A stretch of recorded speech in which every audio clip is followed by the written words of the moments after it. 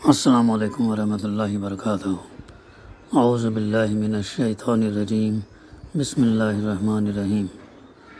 الم نجعل الارض مہادا والجبال اوتادا وخلقناکم ازواجا وجعلنا نومکم سباتا وجعلنا اللیل لباسا وجعلنا النہار معاشا۔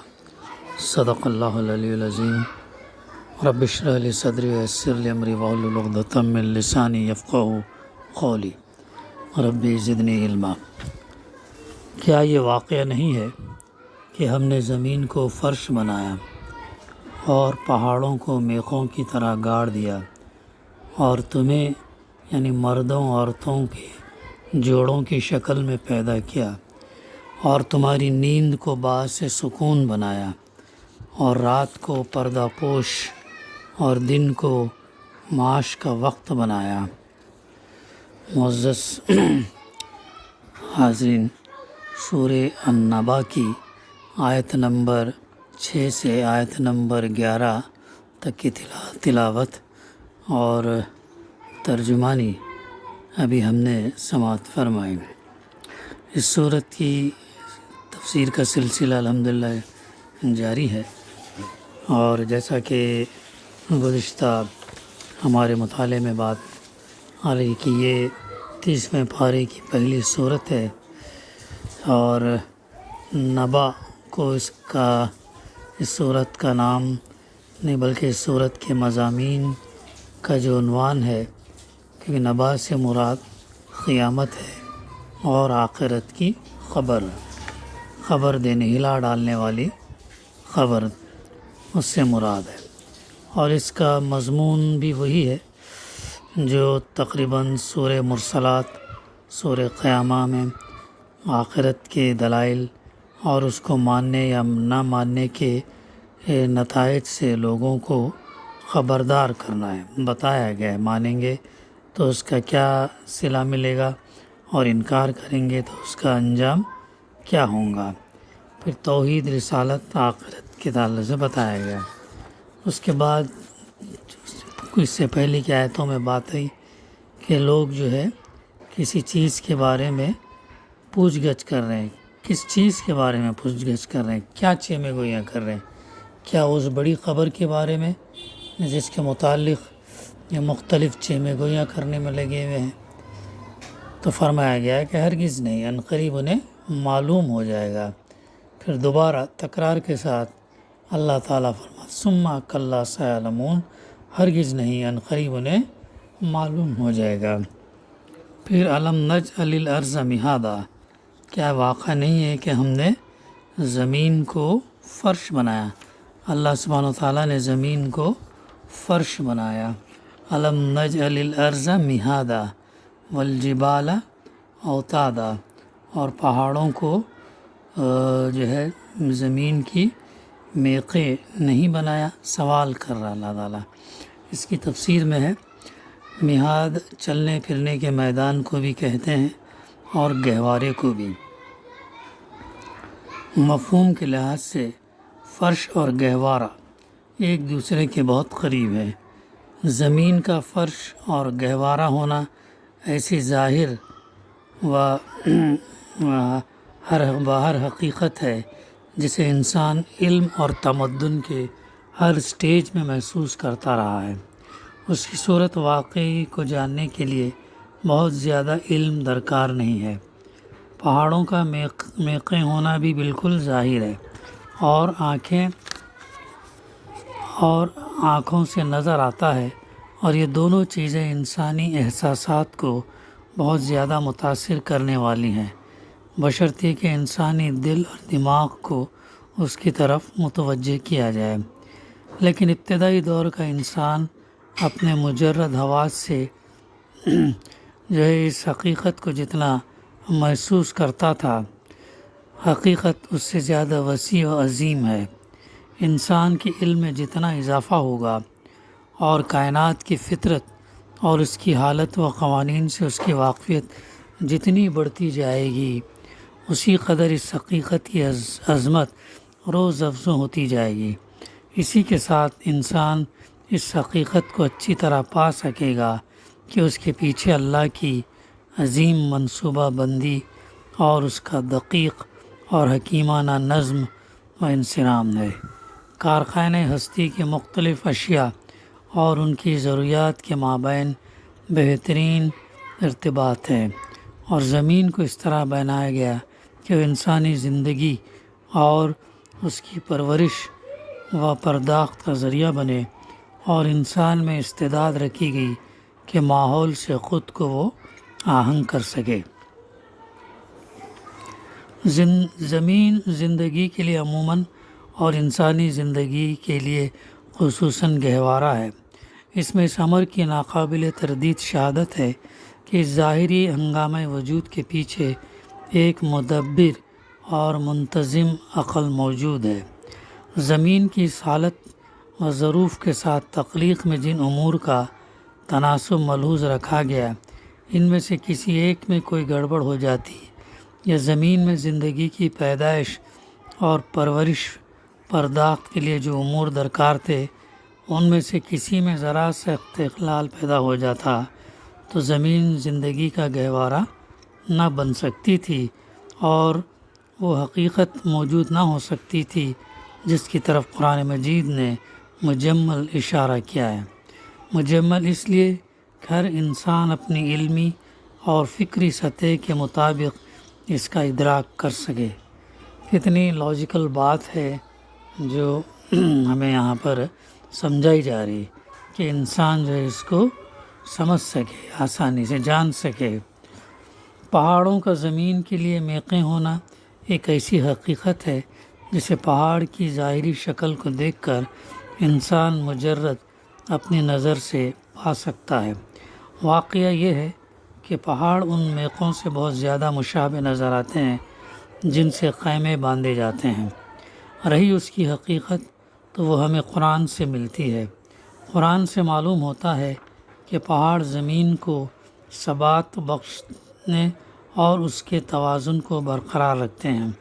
اس کی ایک توجہ یہ ہے کہ ان سے سمندروں کی گہرائیوں اور پہاڑوں کی بلندیوں میں توازن پیدا ہوتا ہے۔ یہ توجہ بھی ہو سکتی ہے کہ زمین کے اندر اور زمین کی سطح پر جو سکڑاؤ نمودار ہوتے ہیں، پہاڑوں سے ان میں توازن ہوتا ہے، اور یہ توجہ بھی ہو سکتی ہے کہ پہاڑوں کی وجہ سے زمین کا بوجھ متعین مقامات پر بڑھتا ہے، اور زمین زلزلوں، آتش فشانوں، پہاڑوں اور اندرونی ہیجانات کے باعث کسی طرف جھکنے نہیں پاتی۔ ہو سکتا ہے کچھ اور حقیقتیں ہوں جن کا ابھی تک انکشاف نہیں ہوا۔ کائنات کے کتنے ہی قوانین اور کتنی ہی حقیقتیں ہیں جو انسان کے علم میں نہ تھیں، قرآن مجید نے ان کی طرف اشارہ کیا، اور سینکڑوں سال کے بعد انسان کو ان کا کچھ علم ہو سکا، اور اب انسانی نفوس کا مختلف حقیقتوں اور پہلوؤں سے تذکرہ۔ وَخَلَقْنَاكُمْ أَزْوَاجًا، ہم نے تم کو جوڑے جوڑے پیدا کیے۔ یہ ایک ایسی ظاہر بات ہے، ظاہر و باہر حقیقت ہے کہ اس کا ادراک ہر انسان بآسانی کر سکتا۔ اللہ نے انسان کو مرد اور عورت کی شکل میں پیدا کیا، اور نوع انسانی کی بقا اور تسلسل کو زوجین کے اختلاف اور ان کے باہمی ارتباط پر منحصر رکھا ہے۔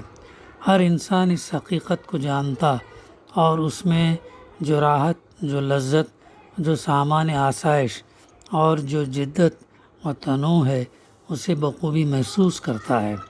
اس کے لیے کچھ زیادہ علم کی ضرورت نہیں۔ قرآن مجید ہر ماحول اور ہر دور کے انسان سے یہ بات کہتا ہے، اور جو شخص بھی تھوڑا سا غور فکر کرے گا وہ قرآن کے اس بیان سے متاثر ہوگا، اور اسے محسوس ہوگا کہ اس کے پیچھے لازماً ایک ہستی کا ارادہ اور نظم اور تدبیر امر ہے۔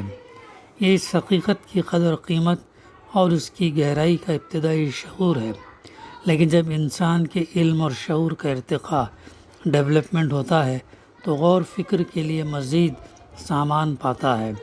وہ غور فکر کے نتیجے میں اس قوت مدبرہ کو پا لیتا ہے جو ایک نطفے سے مرد اور دوسرے نطفے سے عورت کی تخلیق کرتی ہے۔ حالانکہ بظاہر دونوں نطفوں میں کوئی فرق نہیں ہوتا۔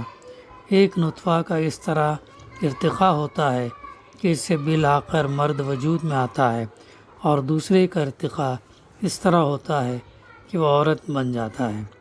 ایسا تخلیق کرنے والی قوت کا کہ ارادہ اور اس کی مخفی تدبیر ہی کی بدولت ہو سکتا ہے۔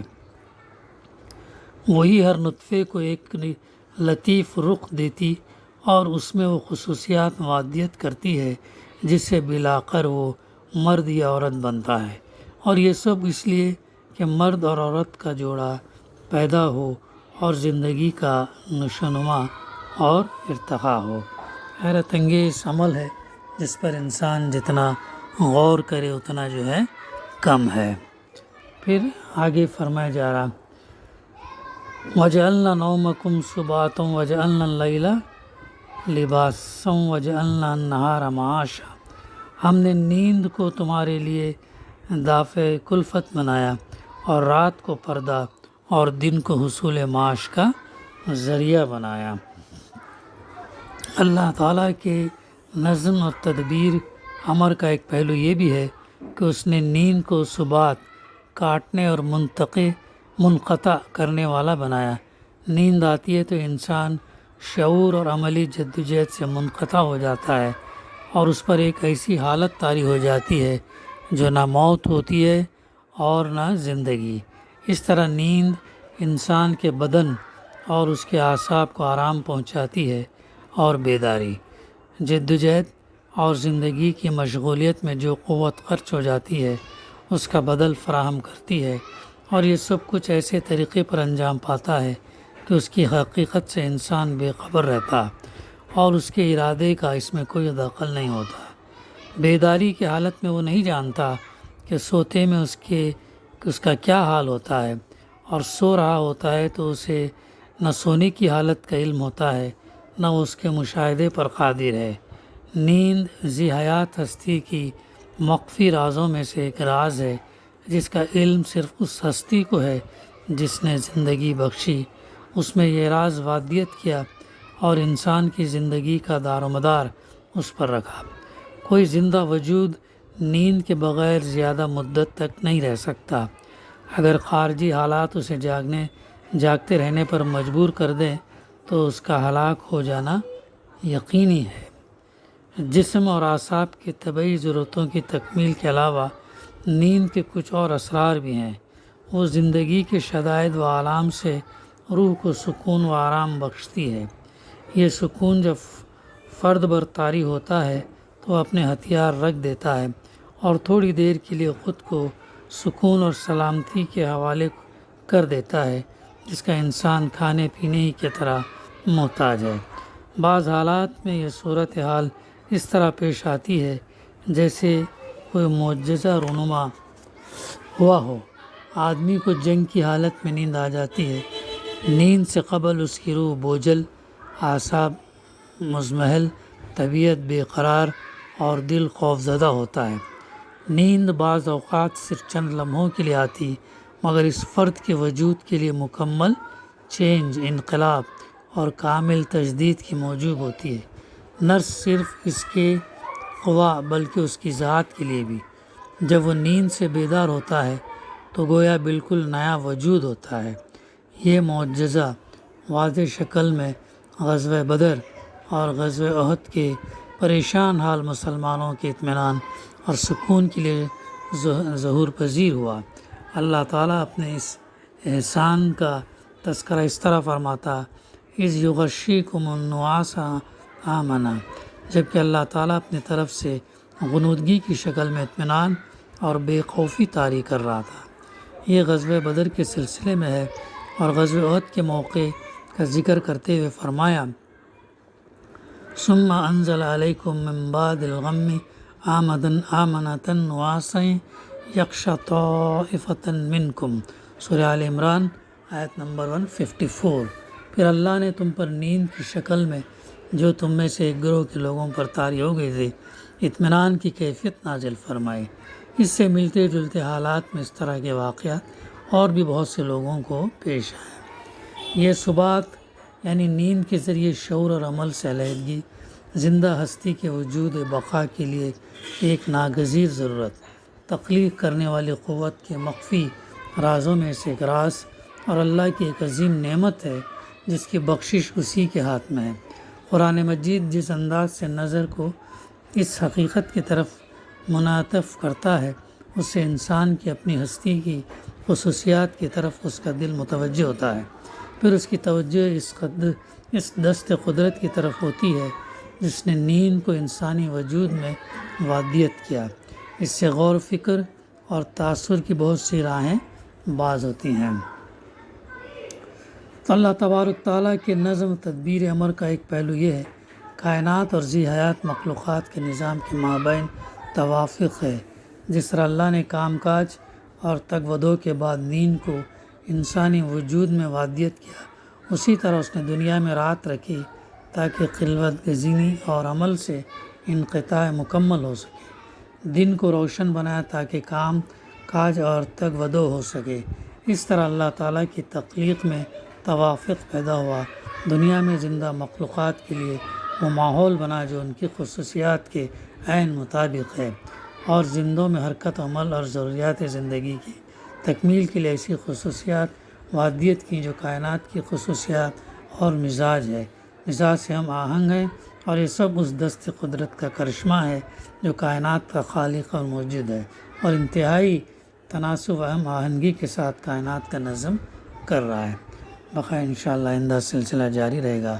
دعا ہے کہ اللہ سبحانہ و تعالیٰ ہمیں کہنے سننے سے زیادہ عمل کرنے کی توفیق عطا فرمائے۔ وآخر دعوانا الحمدللہ رب العالمین۔